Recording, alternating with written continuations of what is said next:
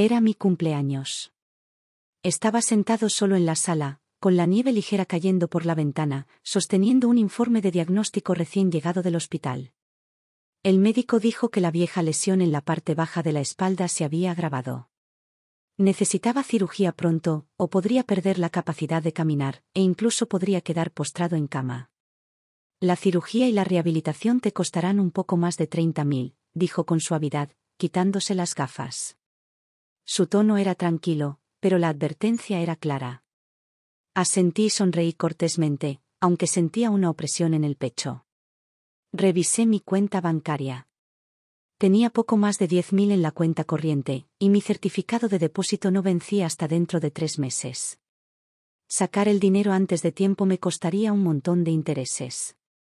Tras dudarlo un rato, llamé a mi hijo mayor, David. ¿Cirugía?, preguntó David con irritación, como si lo hubiera interrumpido. ¿No siempre te las arreglabas con fisioterapia cuando te molestaba la espalda? A tu edad, ¿de verdad vale la pena? Apreté el teléfono con fuerza y mantuve la voz serena. El médico dijo que esta vez es diferente. El disco está presionando un nervio. Si no me operan, podría no volver a caminar. Hubo una pausa, y luego soltó una breve carcajada. Mamá, ¿estás segura de que no te están metiendo miedo? A los hospitales les encanta sacarles el dinero a los ancianos. Mira, aquí estamos muy justos, nos acabamos de mudar. De verdad que no tengo dinero para tirarlo a un pozo sin fondo. No te pido nada. Solo quería pedirte prestados 10.000. Te los devolveré cuando venza el certificado de depósito. Mamá, eso es tirar el dinero.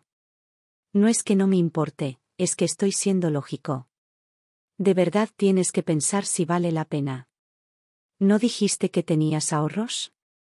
Si es tan urgente, úsalos. Pero no siempre vengas a nosotros en cuanto algo sale mal. Y dicho esto, colgó. Estaba sentado en la cocina, en una vieja silla de madera. El teléfono se me resbaló de las manos y aterrizó en la mesa con un golpe seco. Vibró una vez y luego se quedó en silencio. En ese instante, me sentí como una de esas lámparas viejas y oxidadas del cuarto de calderas, aún parpadeando, pero apenas, meciéndose con la corriente de aire, a punto de apagarse en cualquier momento. Unos días después, me topé con una foto que David y Melissa habían publicado en Internet. Estaban en una playa de Hawái, vestidos con ropa de resort, radiantes bajo el sol. Melissa la había subtitulado, Tiempo de relax en familia. Cada centavo bien invertido. Me quedé mirando la pantalla durante unos segundos y luego apagué lentamente mi teléfono. No grité. No los confronté. En lugar de eso, me levanté, entré al dormitorio y cogí una caja de madera de color marrón oscuro que estaba escondida en lo alto del estante del armario. Esa caja no era para joyas ni recuerdos. La tenía desde los turnos de noche en Harbour Machinery hacía más de 20 años. Contenía algo más, algo que había guardado durante todos estos años como mi último recurso. Me senté a la mesa del comedor, la abrí y supe, era hora de actuar. Me llamo Grace Whitman. Trabajé 38 años en la línea de producción de una de las plantas de maquinaria más antiguas de Pittsburgh. Me jubilé el año pasado. Mi esposo falleció cuando nuestros hijos aún eran pequeños. Desde entonces, he sido madre y padre, esforzándome al máximo para criar a mis 2 hijos. David, mi hijo mayor, siempre había sido el niño de oro. Estudiante sobresaliente, responsable y educado. Llegaba a casa del colegio, terminaba sus tareas y luego colaboraba con las tareas del hogar. En la preparatoria, fue el mejor de su clase y obtuvo una beca completa para la Universidad de Pensilvania. Después de graduarse, se convirtió en profesor de matemáticas en una de las mejores escuelas públicas de Pittsburgh y se casó con Melissa, profesora de física de la misma escuela. Solía decir por teléfono todo el tiempo, mamá, no escatimes más. Ahora gano bien. Si necesitas algo, cómpralo. Mi hijo menor, Eric, nunca se dedicó a los estudios. Tenía un don para las manos. Justo después de terminar la preparatoria, empezó como aprendiz en un taller mecánico, pasando los días, y a menudo las noches, arrastrándose bajo los coches y aprendiendo el oficio desde cero. Unos años después, se asoció con un par de amigos del sector y abrió su propio taller mecánico. El negocio iba bien. El día de la inauguración, con los dedos aún manchados de grasa, me agarró la mano y me dijo: «Mamá, no te preocupes. Yo también podré cuidarte». Ahora su negocio se había expandido y había comprado un lugar en la ciudad. Mis antiguos compañeros de la fábrica solían bromear conmigo. «Grace, tus 2 hijos salieron geniales. Debes estar muy orgullosa». Yo siempre sonreía y decía: «Sí, son buenos chicos». Y en esos momentos, mi corazón se llenaba de una cálida calidez. Ese día, como de costumbre, fui al mercado comunitario a comprar pechuga de pollo y verduras. Justo al doblar la esquina, un fuerte estruendo resonó en la calle. Un pequeño camión de reparto de frutas y verduras había volcado. Papas y coles estaban esparcidas por la acera. Un hombre mayor con una gabardina raída se arrodilló junto a los restos, con el pánico reflejado en su rostro. «Dios mío, está por todas partes. ¿Mi esposa está esperando sus medicinas en casa? Señor, déjeme ayudarle». Corrí, enderecé el camión y, junto con algunos transeúntes, comencé a guardar las verduras en las cajas. El hombre me agarró la mano con los ojos húmedos. «Gracias, muchísimas gracias. Me has salvado». Lo ignoré con una sonrisa, pero antes de poder tranquilizarme, una sacudida fuerte me atravesó la parte baja de la espalda, como un rayo eléctrico. La vieja lesión. La que me hice hacía más de 30 años, cuando me torcí un accidente al levantar piezas de motor en la fábrica. Me apoyé en la pared y me deslicé lentamente. La gente que estaba cerca se apresuró a llamar a una ambulancia. Acostado en la camilla de urgencias, luchando por recuperar el aliento, saqué mi teléfono y llamé a David. «David. Estoy en el hospital. Me lastimé la espalda ayudando a un hombre con un camión, el médico dice que podría necesitar cirugía». De fondo, se oía el parloteo ruidoso de los niños, parecía un patio de recreo. La voz de David era apresurada y despectiva. «Mamá, estoy con mis alumnos. Tenemos algo de actividad. Deja que los médicos te vean primero, te llamo luego». Luego colgó. Los resultados fueron los esperados: hernia discal aguda, nervios ya comprimidos. El médico recomendó una cirugía inmediata. «El procedimiento, más la rehabilitación, costará unos 35.000, dijo con tono serio. Si se demora, su capacidad para caminar podría verse afectada permanentemente». Apreté con fuerza el comprobante de pago, con la palma de la mano fría. Tenía unos 15.000 en mi cuenta corriente. El resto estaba inmovilizado en un certificado de depósito a 3 años que vencía en unos meses. Retirarlo ahora conllevaría una multa considerable. Dudé un buen rato. Luego, a regañadientes, volví a llamar a David. Esta vez, sonó varias veces antes de que finalmente respondiera, con irritación. «Mamá, me estoy preparando para la clase. Date prisa». Bajé la voz. «David, la cirugía va a costar 30.000. No tengo suficiente. ¿Me prestas 10? Te lo devuelvo cuando venza mi certificado de depósito». Hizo una pausa por unos segundos y luego respondió en voz baja: «Mamá, no es que no quiera ayudar, pero ya sabes lo apretada que está la situación ahora mismo. Tengo que pagar los materiales escolares y el campamento de verano de los niños está costando una fortuna. La verdad es que no tengo dinero extra». ¿Estás segura de que el hospital no te está estafando? Hay muchos fraudes últimamente. Tienes que tener cuidado. David, ¿por qué iba a mentirte? Esto viene directamente del médico. Intenté mantener mi voz calmada y firme, pero había en ella una urgencia sutil e inconfundible. No respondió. En cambio, dejó escapar un suspiro vago y dijo: «Quizás deberías hablar con Eric. Tiene un negocio, sus finanzas probablemente sean más flexibles que las mías. Ahora mismo no puedo ayudarte. Tengo que irme». La línea se cortó antes de poder decir otra palabra. Me quedé mirando la pantalla durante unos segundos, viendo cómo la notificación «llamada finalizada» se desvanecía. Luego respiré profundamente y presioné el número de Eric. Sonó 3 veces antes de que contestara. Se oían las bocinas de los coches y el bullicio de la calle de fondo. Su voz llegó rápida y distraída. «Mamá. Estoy en medio de una reunión de negocios, ¿qué pasa?» Intenté mantener la voz tranquila. «Eric, algo ha pasado. Mi antigua lesión de espalda se ha agravado. El médico dice que necesito una cirugía pronto. Estoy corto de dinero, ¿podrías prestarme 10.000? Hubo una pausa, 2 segundos, quizá 3, antes de responder. «No puedo», dijo sin rodeos. «La verdad es que la tienda ha estado pasando apuros últimamente. Préstamos, alquiler, es un rollo.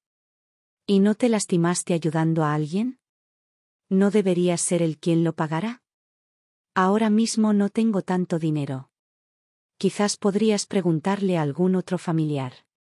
Bajé la voz, con la garganta tensa y áspera. «Eric, por favor. Solo por esta vez. Piensa en todo lo que hice para que terminaras la escuela, para ayudarte a abrir esa tienda». Soltó un suspiro cansado. Cuando volvió a hablar, su voz era más suave, pero no más amable. «Mamá, tengo mis propios problemas. Tengo que irme, hablamos luego, ¿de acuerdo?» La llamada terminó. Mantuve el teléfono pegado a la oreja durante varios segundos más, inmóvil. Solo cuando volvió el tono de ocupado, lo bajé con cuidado sobre la manta. En ese momento, el mundo quedó completamente quieto. Me recliné sobre la cama del hospital y los recuerdos me invadieron, años de turnos de noche en la fábrica, el ruido de las máquinas resonando en mis huesos, la ropa remendada que usé mientras cocinaba la cena para los niños, las gélidas noches de invierno cuando los envolví en edredones y corrí a urgencias con un niño con fiebre en mis brazos. Pensé que había superado la parte difícil de la vida. Que al menos, en este último tramo, no tendría que quedarme despierto preguntándome cómo pagar la cirugía. Pero me equivoqué. No era uno de esos casos de ancianos que viven solos, que se ven en las noticias.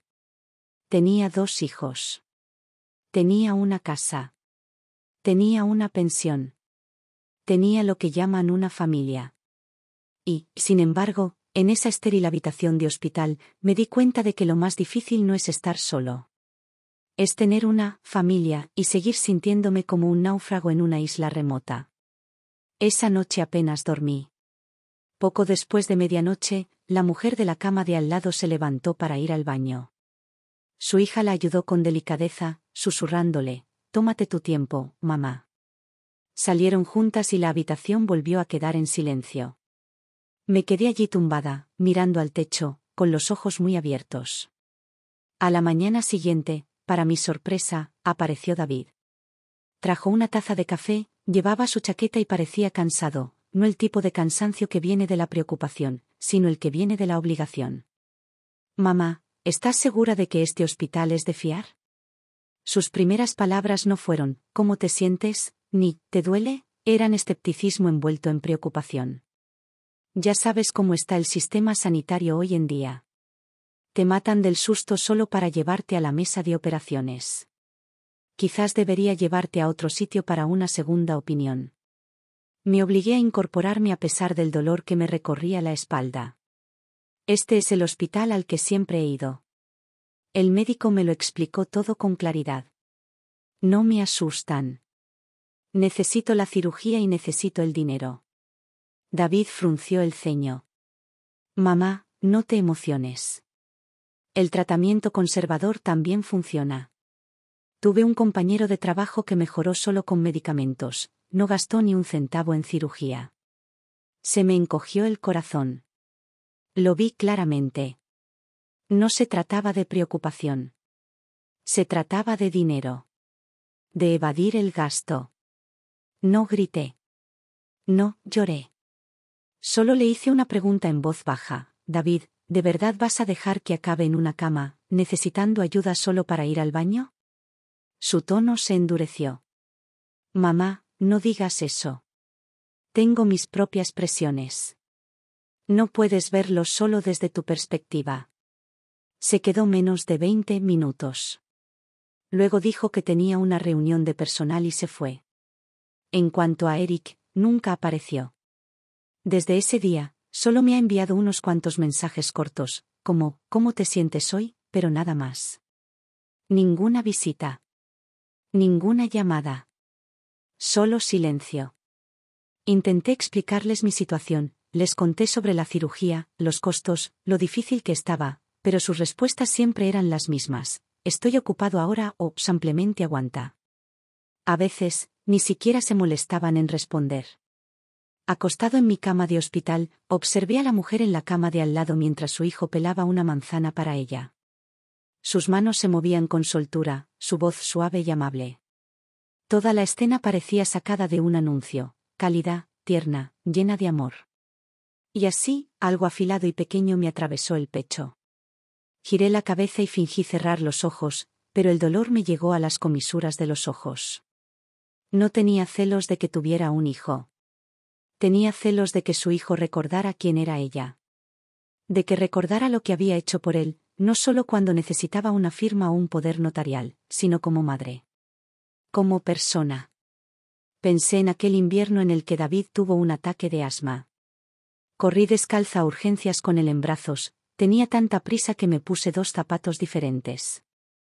Recordé la vez que Eric se rompió el brazo y pedí prestado dinero para llevarlo a urgencias, y luego trabajé 3 turnos de noche seguidos para compensar.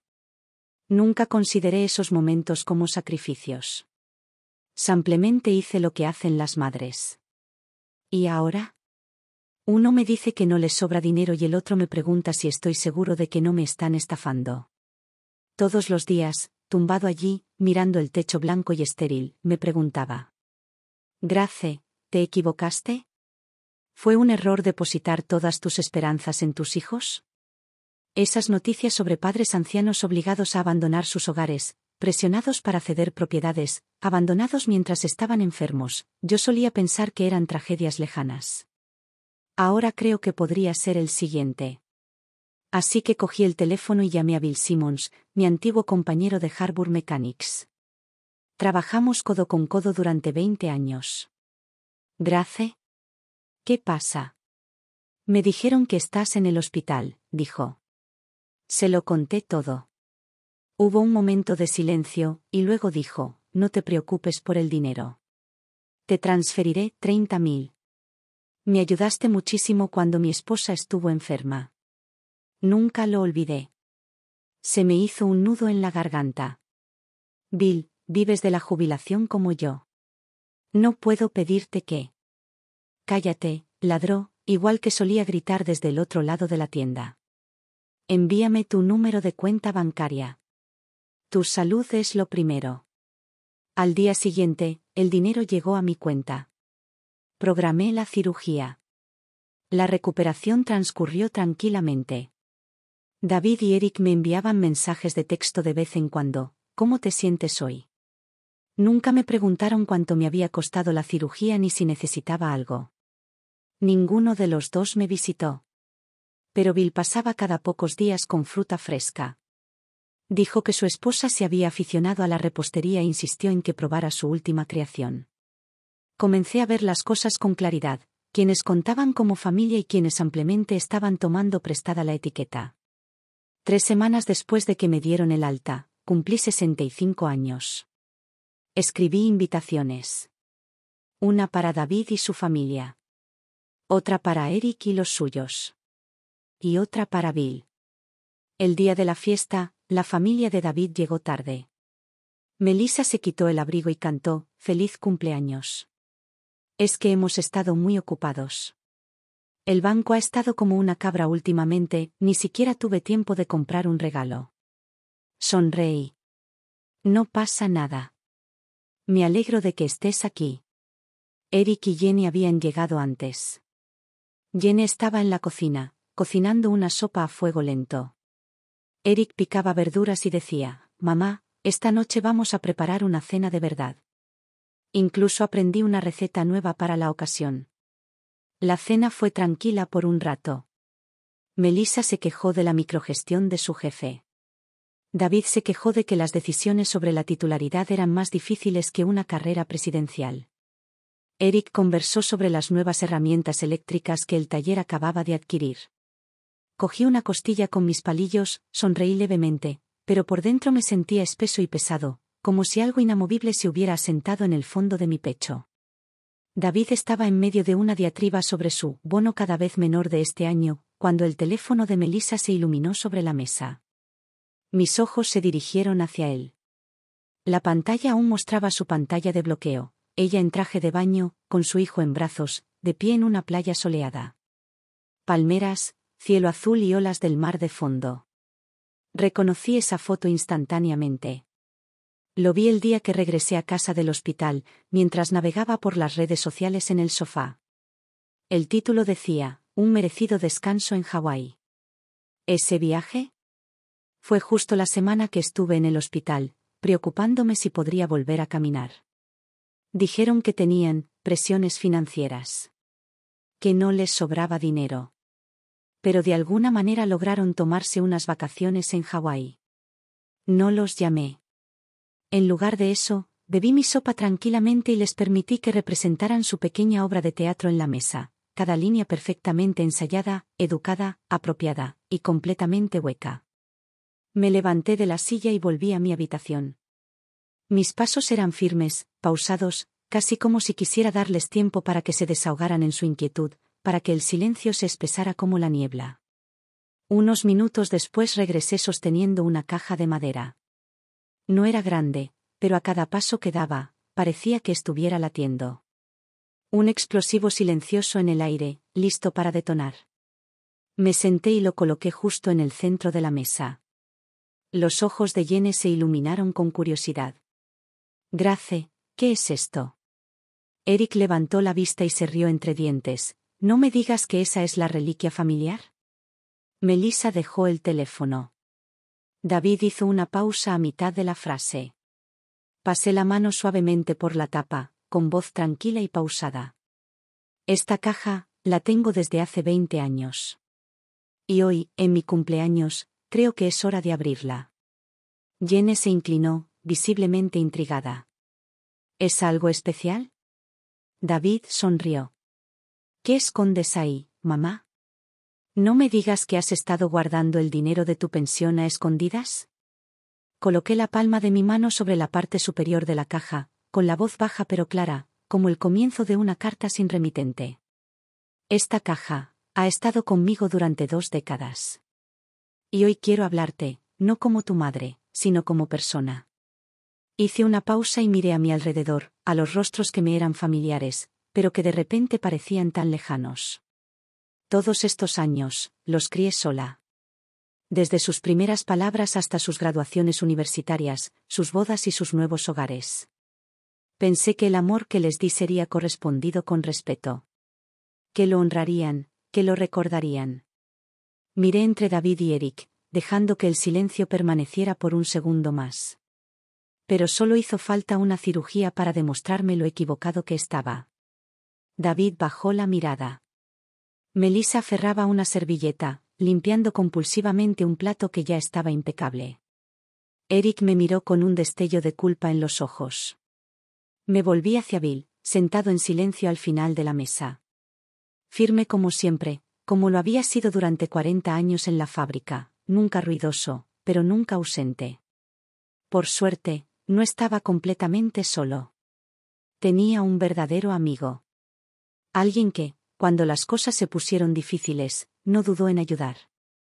Bill me ayudó y me dio el dinero que necesitaba para mi cirugía, sin pensarlo 2 veces. Y ustedes dos, levanté la mano de la caja y mi voz se volvió fría, cortante como una corriente de aire invernal, me enseñaron que la sangre no siempre conlleva responsabilidad. La mesa quedó en completo silencio. Se oía a Melissa tragar saliva. Tras un largo silencio, David por fin habló. Mamá, dijiste que nos contarías cuando lo descubrieras. ¿Qué quieres decir exactamente? Nosotros también tenemos trabajos, vidas y responsabilidades. Actúas como si tuviéramos que dejarlo todo. Ah, ¿ocupado? Lo interrumpí, subiendo el tono de voz sin poder contenerme. ¿Estabas ocupado mientras estabas descansando en las playas de Hawái? El rostro de David palideció. El tenedor de Melissa se le resbaló de los dedos y cayó ruidosamente en su plato. Eric se giró hacia él con el ceño fruncido. Espera. ¿Hawái? Me dijiste que no podías irte porque la escuela estaba llena y estabas abrumado con las calificaciones. David se puso rígido. Eran vacaciones. Tomé vacaciones pagadas.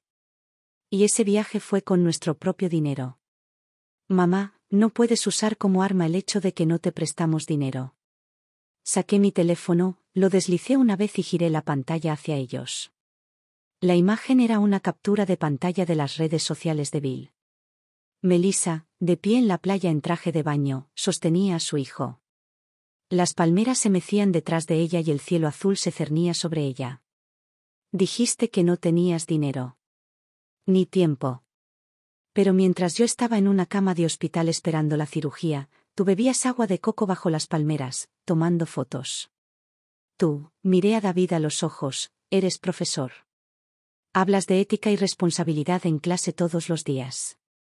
Dime, ¿cómo te llevas contigo mismo delante de tus alumnos? La cara de Melissa se sonrojó profundamente.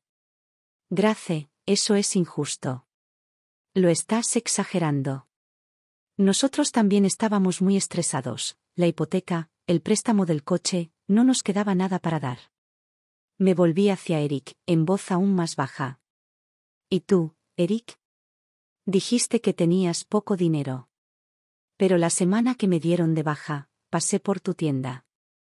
Vi tu libro de cuentas, depósitos de 5 cifras, uno tras otro, todos registrados en blanco y negro. Eric bajó la mirada, con las orejas rojas como la sangre. Sus palabras salieron tensas, como si le arañaran la garganta. Mamá. No quise decir que no quisiera ayudar. Solo tenía miedo. Si te lo diera y no pudieras devolverlo, yo sería el que saldría perdiendo. Dejé escapar una risa fría y aguda. Entonces, ¿para ti mi valor como madre depende de si puedo o no pagar un préstamo de $10,000? Cuando eran niños, me saltaba comidas, trabajaba doble turno y usaba abrigos remendados para que pudieran tener ropa escolar nueva. Cuando estaban enfermos, me sentaba junto a sus camas noches enteras, tomándoles de la mano mientras les ponían suero. Ahora soy yo quien está en el hospital, y solo recibo excusas. Estoy ocupado, no tengo dinero. Pero de alguna manera, encontraron tiempo para las vacaciones. Y miles de dólares para alojarse en hoteles frente al mar. Hice un gesto hacia Bill, que estaba sentado tranquilamente a un lado. No es de la familia. Pero no dudó en enviarme el costo total de la cirugía. Vino al hospital. Trajo fruta. Apareció. ¿Ustedes dos? Solo recibí mensajes de vez en cuando. ¿Cómo te sientes hoy? Como si estuvieras mirando el clima. Bill se rascó la nuca, incómodo. Grace, no necesitas entrar en detalles. No, sí. Me levanté de golpe. La silla chirrió con fuerza contra el suelo de madera. Dices que me amas, pero no me lo has demostrado ni un ápice, ni siquiera lo mínimo. No te invité hoy para regalos de cumpleaños ni para escuchar lo duro que ha sido el trabajo. Te pedí que vinieras para ver esto. Abrí la caja. Dentro, 2 fajos ordenados de billetes y una libreta antigua reposaban tranquilamente, el dinero como un peso que había estado presionando mi pecho durante semanas, finalmente expuesto, finalmente liberado. Y debajo del dinero, una hoja de papel ligeramente amarillenta. La letra era firme y clara. Yo, Grace Whitman, declaro la siguiente distribución de mis bienes. La mitad se donará al señor Bill Simmons, en agradecimiento. La otra mitad se reservará para mi propio cuidado y gastos de manutención. No se reconocerán otras reclamaciones familiares. El silencio cayó sobre la habitación. Melissa fue la primera en estallar, con voz chillona. Grace. ¿En serio le estás dando tu casa y tus ahorros a alguien más? La miré con la calma de quien ya no tiene nada que temer. Era como un extra inesperado que irrumpe en el lugar equivocado. Estoy pagando una deuda. Bill me ayudó cuando no tenía nada. Sin preguntas, sin condiciones, solo ayuda. ¿Y tú? Me mostraste exactamente cuán profunda es mi soledad. Eric se puso de pie de golpe, con los ojos enrojecidos. Mamá, me equivoqué. El día que llamaste, yo tenía el dinero. Solo tenía miedo, ¿vale? Fui un estúpido. Y cuando quise arreglarlo, no supe cómo.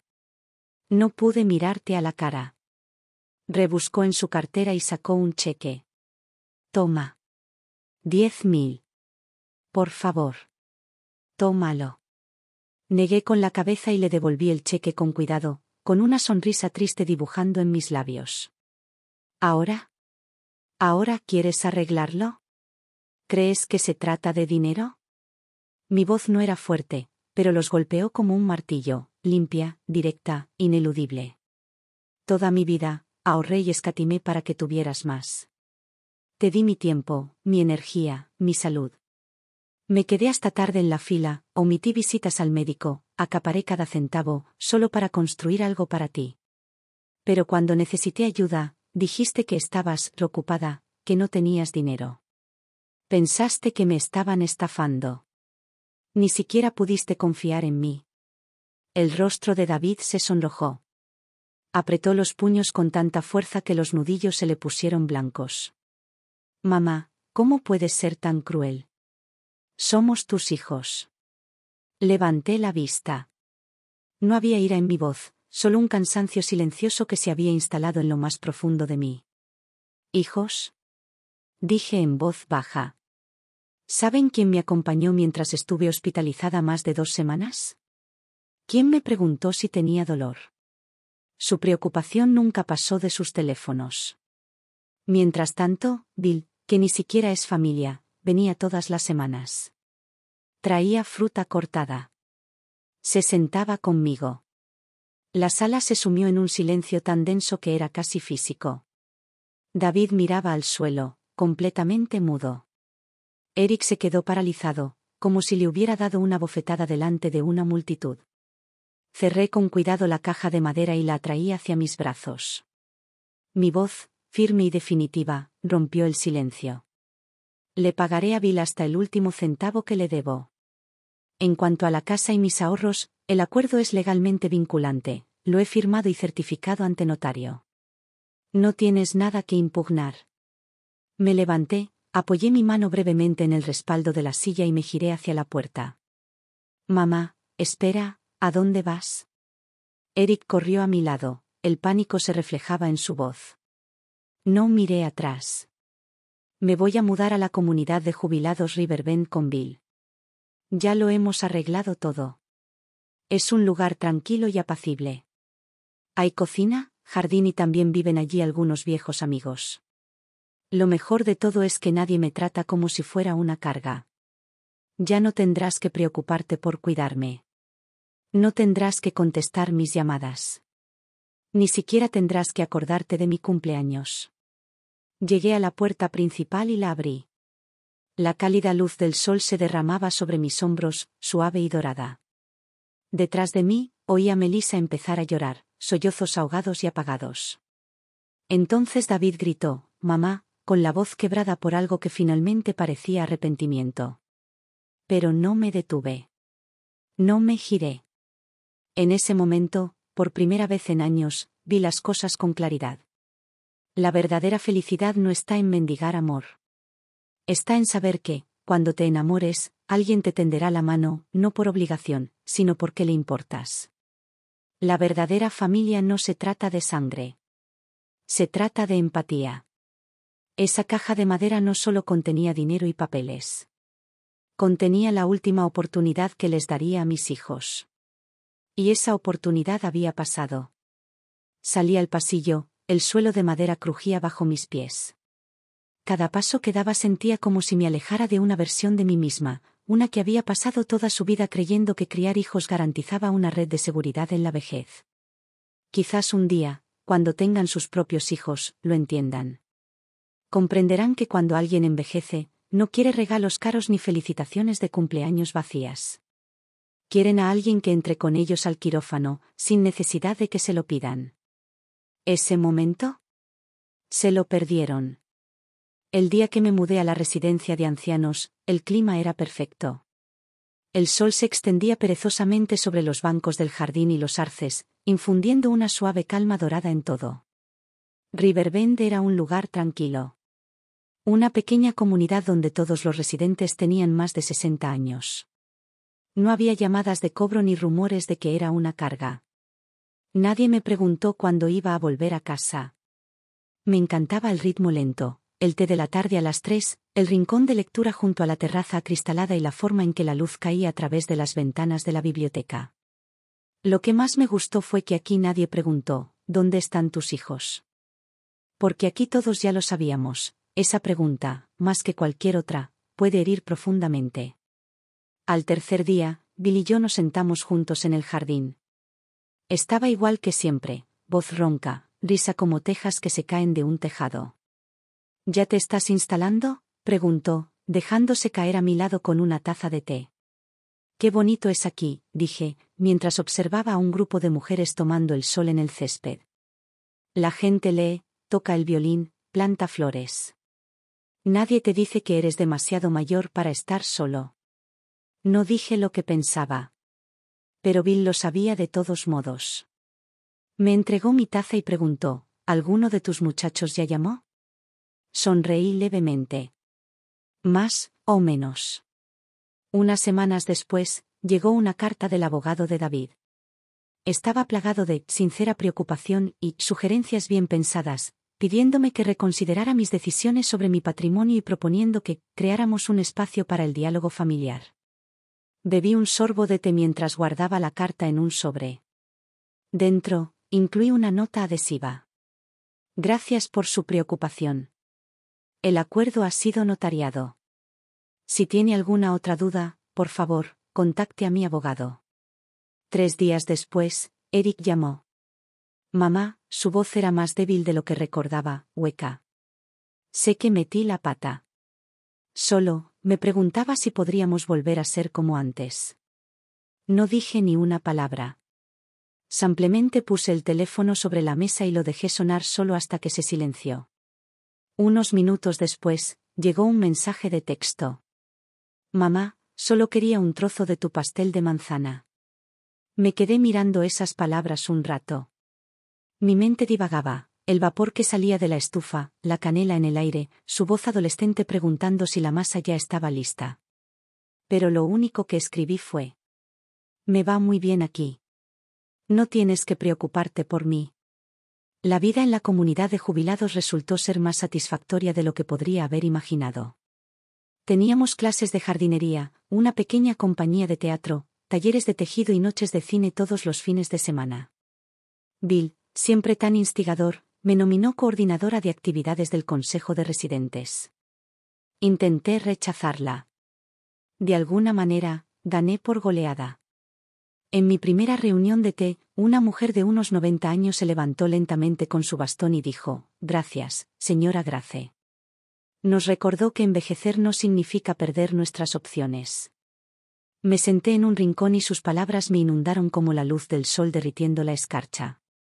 Solía decir: no quiero molestar a mis hijos.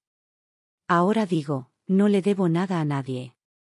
Pasaron 2 semanas y encontré otro sobre de David en el correo. Esta no la escribió un abogado.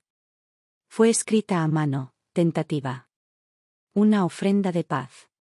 Escribió: mamá, me gustaría que Ben te visite. Ha estado preguntando por ti. Ben, mi único nieto.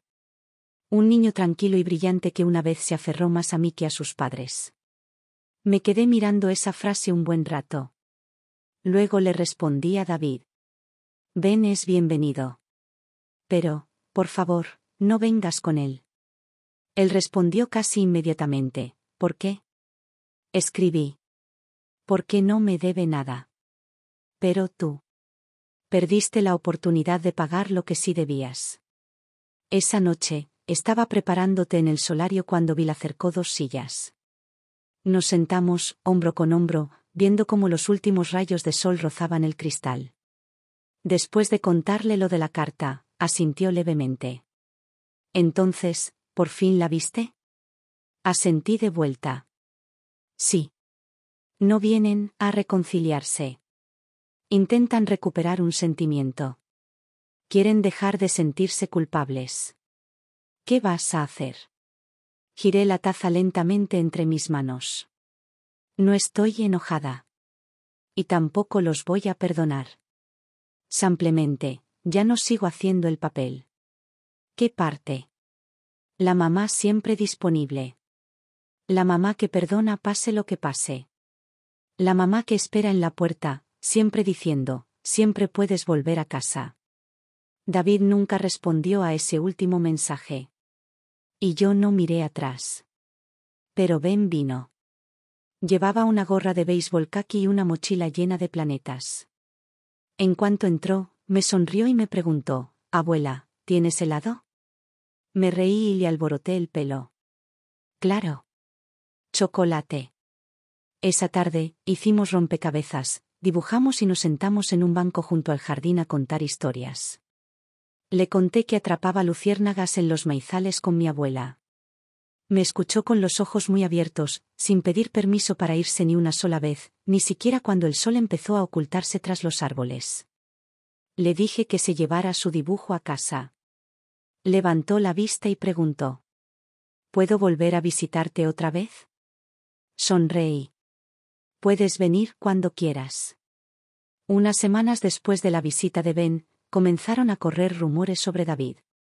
Su contrato en la escuela había sido rescindido, alguna vez estuvo en condiciones de convertirse en subdirector, pero después de una acalorada discusión con un grupo de padres y una caída en picada de su reputación, todo se desmoronó. Algunos dijeron que falsificó partes de su historial de investigación. Otros dijeron que simplemente era arrogante y que se había ganado demasiados enemigos. Cualquiera que sea la razón, ya no era la estrella en ascenso en el camino hacia la titularidad. A Melissa no le fue mucho mejor. Su departamento en el banco sufrió despidos y la incluyeron en la segunda ronda. Un día, me topé con un anuncio patrocinado suyo en redes sociales.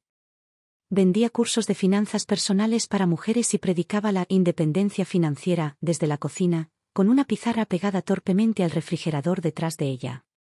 Me quedé mirando esa foto un buen rato. Y por primera vez en mucho tiempo, casi me reí.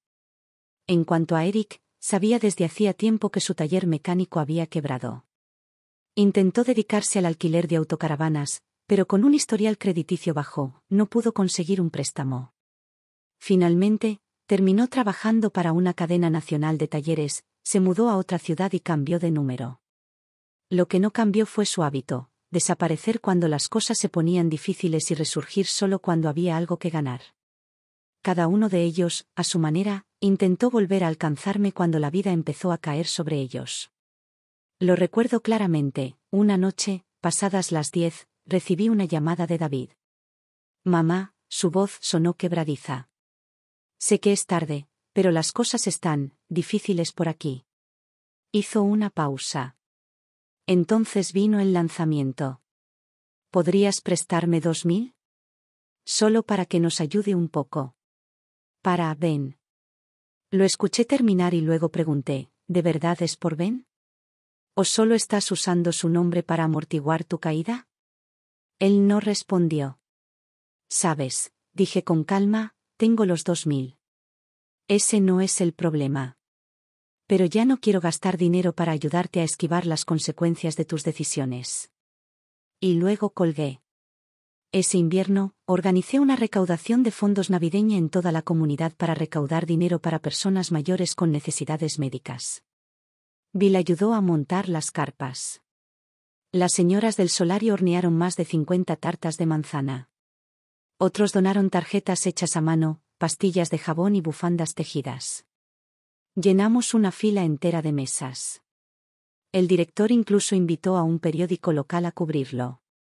En su artículo, alguien me describió como un pino en invierno, firme, incluso con el viento. No creía merecerlo. No intentaba ser fuerte. Simplemente, por fin estaba en paz. Esa noche, me senté en el balcón bajo un cielo nocturno nítido. Las estrellas se extendían sobre mí. Bill me dio una taza de sidra de manzana caliente con una pizca de canela. Él preguntó, ¿Todavía los extrañas? Lo pensé.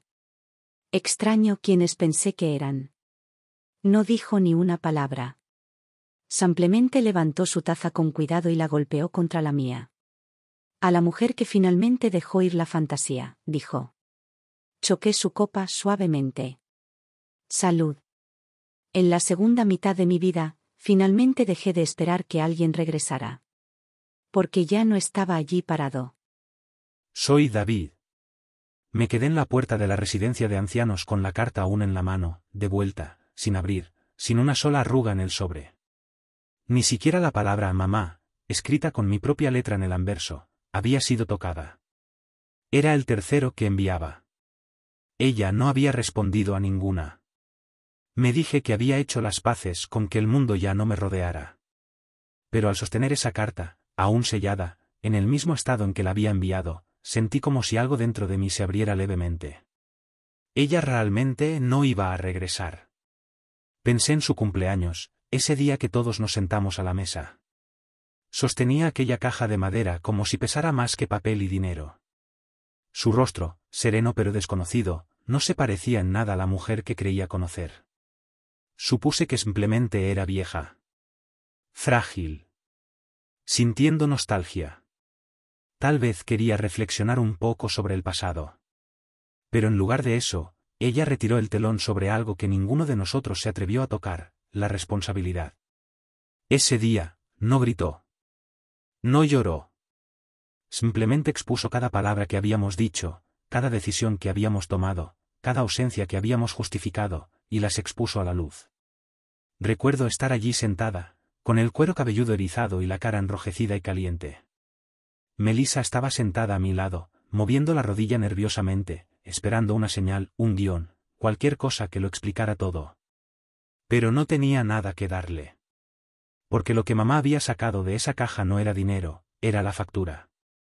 La última factura de una vida dedicada a recoger lo que dejamos tirado, a arreglar las cosas, a mantenerlas juntas, sin preguntarle nunca cuánto le costó.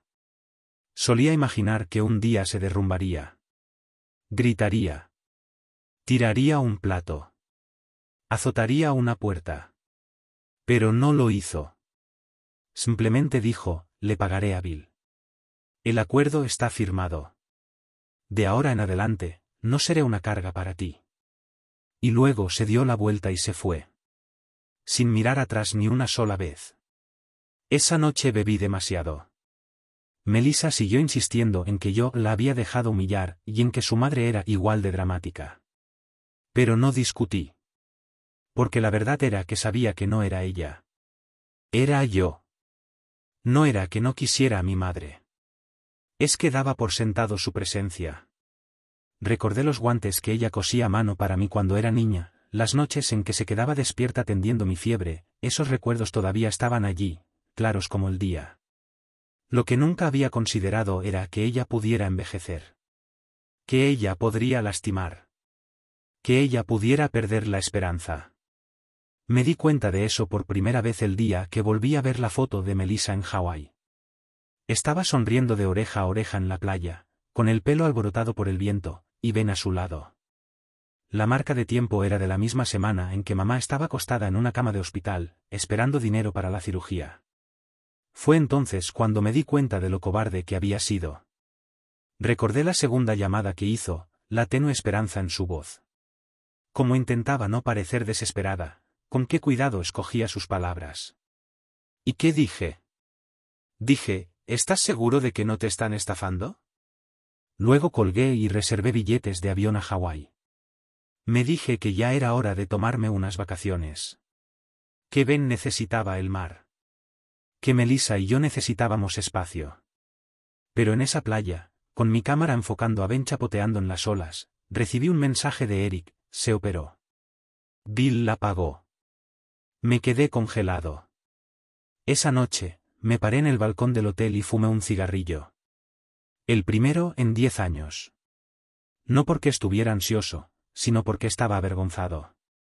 La verdadera vergüenza no proviene de ser malinterpretado. Proviene de ser visto con claridad y saber que no pasaste la prueba. Fui a la comunidad de jubilados una vez, poco después. Solo para echar un vistazo. Desde el borde del césped, la vi con otras mujeres plantando rosas.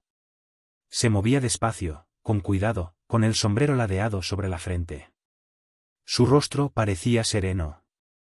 Firme. Bill estaba cerca con una regadera, los dos se movían en un ritmo tranquilo como un equipo establecido desde hacía mucho tiempo. No me acerqué más. Pero sé que ella me vio. Ella no saludó. No giró la cabeza. Ella simplemente se quitó los guantes y continuó cavando. Y en ese momento, lo entendí. Ella ya no estaba enojada. Ella simplemente ya no me necesitaba. Desde entonces, la vida ha sido bastante dura. La escuela contrató a un nuevo equipo directivo. El nuevo jefe de departamento no tuvo paciencia con lo que él llamaba mis estándares de la vieja escuela. Mi ascenso fracasó. Mi expediente de evaluación fue rechazado 3 veces. Tras los despidos en el banco, Melissa cayó en una mala racha incluso peor que la mía. Intentó ofrecer clases de finanzas en línea, pero casi nadie se apuntaba. Al final, tuvimos que sacar a Ben de sus clases de piano. Y honestamente, no puedo culpar a nadie. Era solo yo, viviendo la conmoción de todas las decisiones que había tomado o no había tomado. Y luego comencé a soñar con mamá. Mientras dormía, volvía a ser pequeño, enfermo y asustado, aferrado a su espalda mientras nos llevaba a toda prisa, en la fría noche, a urgencias. Con una mano me sostenía, con la otra agarraba un par de zapatos. Su voz, firme y suave. No tengas miedo, cariño. Mamá está aquí. Me despertaba con la almohada empapada y un peso en el pecho que no podía quitarme. Así que le escribí una carta. El primero no lo abrió. El segundo, lo hice más largo. Lo anoté todo. La primera vez que evadí su llamada con un «estoy ocupado». La vez que le pasé la pelota a otro con un «esa no es mi decisión». Cada momento había elegido el camino más fácil en lugar del correcto. Este tampoco lo abrió. La tercera carta, la doblé en una copia de mi libro favorito de psicología educativa, el que me había comprado en la universidad, y la envié por correo. En ese momento, ella respondió. No con una letra. Con una sola línea. David, no es que no tuvieras oportunidades. Es que siempre elegiste el camino equivocado. Lloré. Lloró como un niño que finalmente vio el desastre que había armado y ya no podía esconderse detrás de excusas de adultos. Ahora doy clases en un centro de orientación sin fines de lucro. No es un trabajo elegante. El sueldo no es nada del otro mundo. Pero por primera vez en años, me siento sólida. Con los pies en la tierra. Todos los viernes doy un seminario público a un grupo de estudiantes de secundaria sobre la familia, la responsabilidad y lo que significa estar presente. Y les digo. El amor no es solo un sentimiento. Es una responsabilidad. Solo importa si llegas a tiempo. No sé si algún día podré compensarla por todo esto. Pero sí sé esto. Si mamá está sentada en ese jardín, con sus manos en la tierra y el sol en su cara, tal vez, solo tal vez, sentirá un poco de paz al saber que finalmente he dejado de correr. Y por primera vez puedo decir tranquilamente. Mamá, no te pido perdón. Solo quiero que sepas que sí aprendí.